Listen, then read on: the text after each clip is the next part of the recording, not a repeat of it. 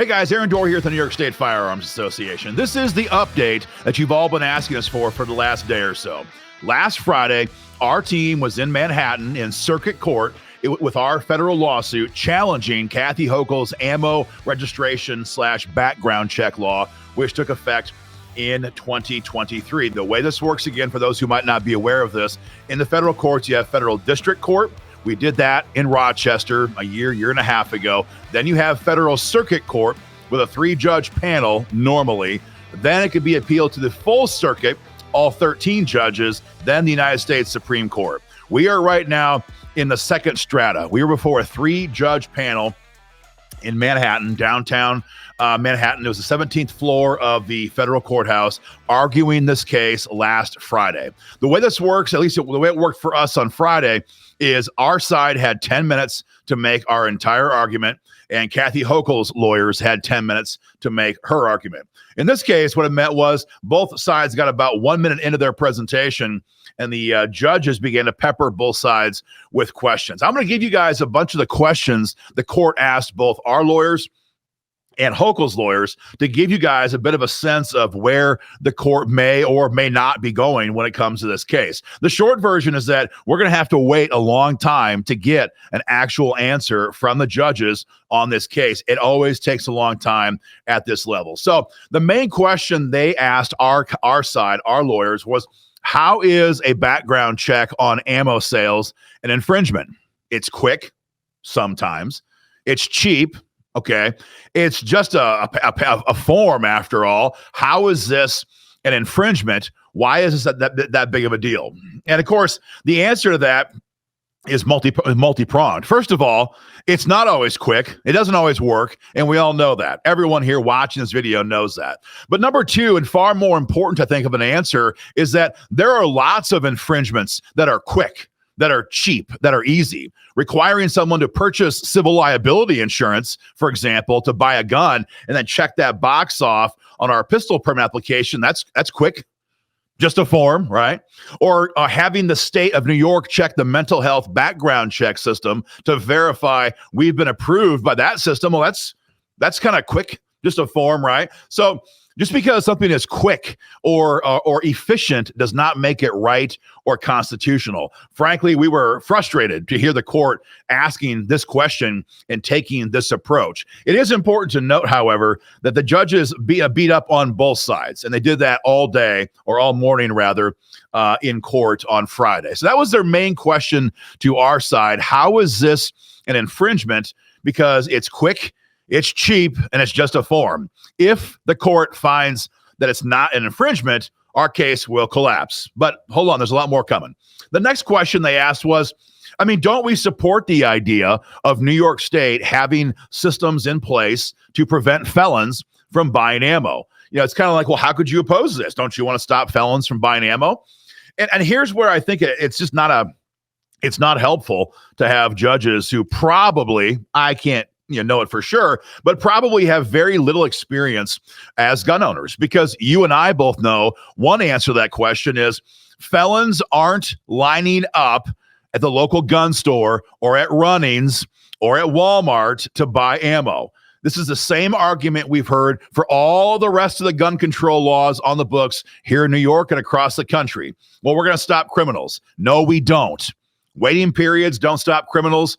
Magazine limits don't stop criminals. Gun registration hasn't stopped criminals.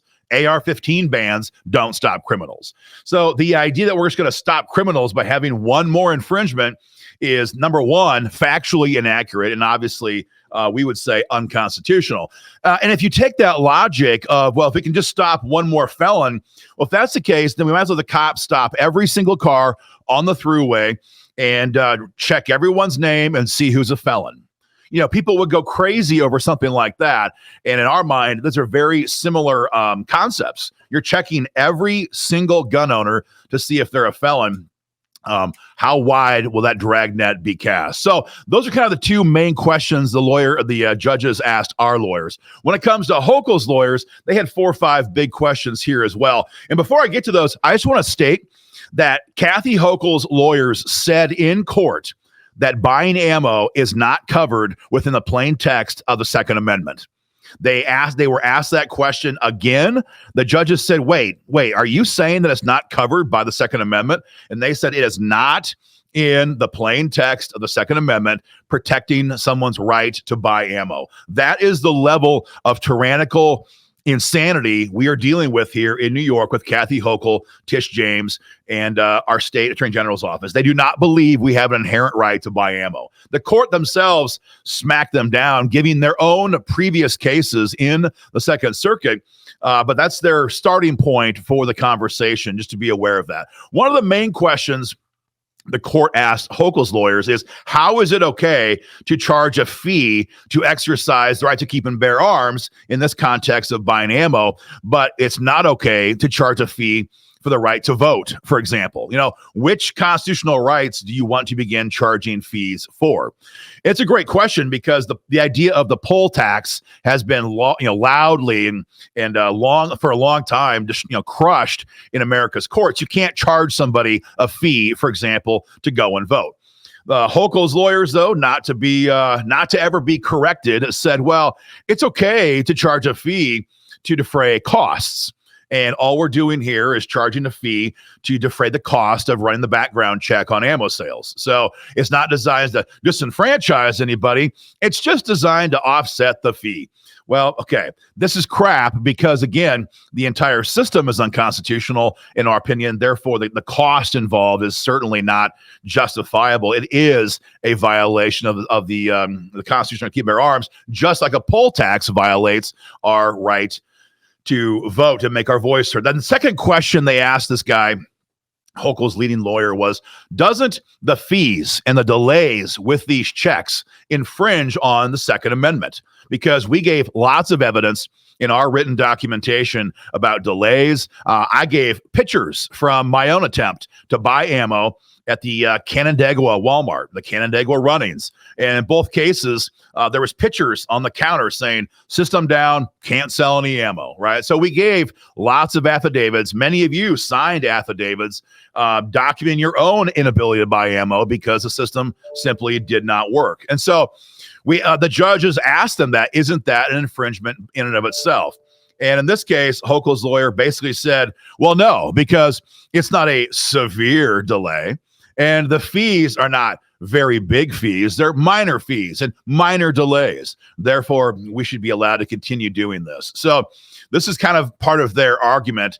The court asked New York's lawyers how many checks have been basically not approved, or how many checks have been delayed for a length of time. And they have no answer to that. They have no answer. The superintendent of the state police says that in general, things work fine. Well, easy to say that, not easy to back that up. So they could not give an answer as to how many of these transactions are delayed. A big issue was made in the hearing on Friday about a similar law that has been struck down already in California, the Road or Roadie case.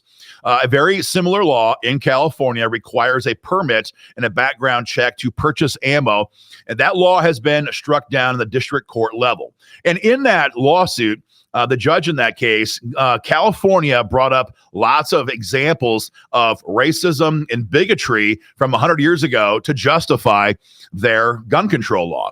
And the court in that case said that you may not use examples of overt racism and bigotry to justify gun control in 2025. And so the court in this case asked New York's lawyers, do you disagree?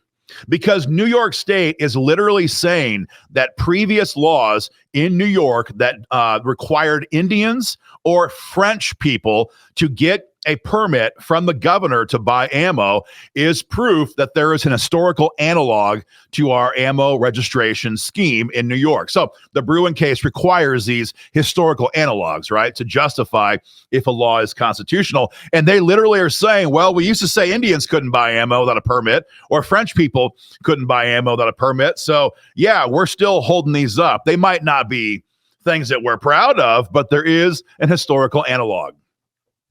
The level that these people will stoop to try to justify their tyrannical gun control is just, even I was surprised, to be honest, that they would dare hold up these examples of racism as a legal justification for continuing this law here in New York State. So as you can see, the judges kind of pepper both sides with hot questions.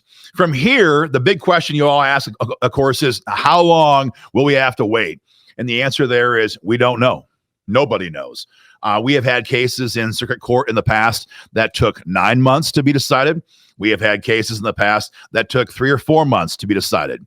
I would say we'll know by Thanksgiving. We might know by Labor Day, but it's hard to say with any degree of certainty because no one knows. We don't know, our lawyers don't know, and New York's lawyers do not know as well. It's going to take time.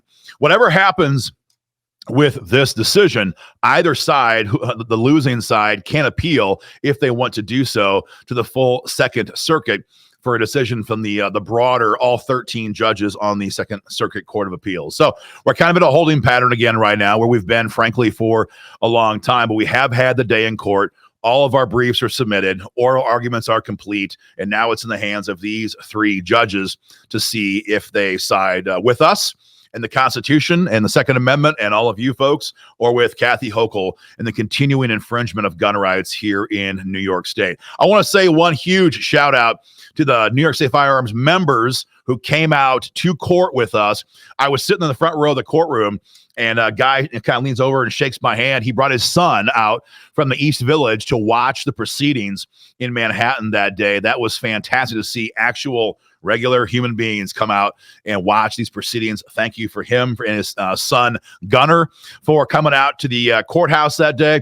And a huge thanks to all of you. We have spent a large amount of money on this lawsuit. It's just, there's no way to do it cheaply. You have to go through the initial filings. You have to go through all the affidavits, the prep work, the filing fees. You've got district court, then you've got circuit court. There's the appellate fees. There's the oral argument fees. It's very expensive. And you have funded every single dime of this. There's no national organization helping us. There's no outside money paying for this. Our lawsuit funded 100% by you guys, the members of the New York State Firearms Association. So thank you very much for all of your support on this to date. We will certainly keep you guys informed. It will be a delay now for quite some time to get an answer from the court, but we're in the fight. We're hip deep in this sucker, and we'll let you guys know what happens as fast as possible. Our next video will be about the current situation in Albany. A lot of gun control bills that are kind of waiting in the wings right now. You guys need to be made aware of. So more on that in the near future. For now, again, thank you very much. That is the update, and we'll keep you guys informed. Take care. Hey guys, the New York State Firearms Association is fighting like hell to hold the line here in Albany to make sure our children's children have a right to keep and bear arms. Get involved in this fight today. First, follow us on X. Second, sign up for text alerts from us. And number 3, like and subscribe for more content.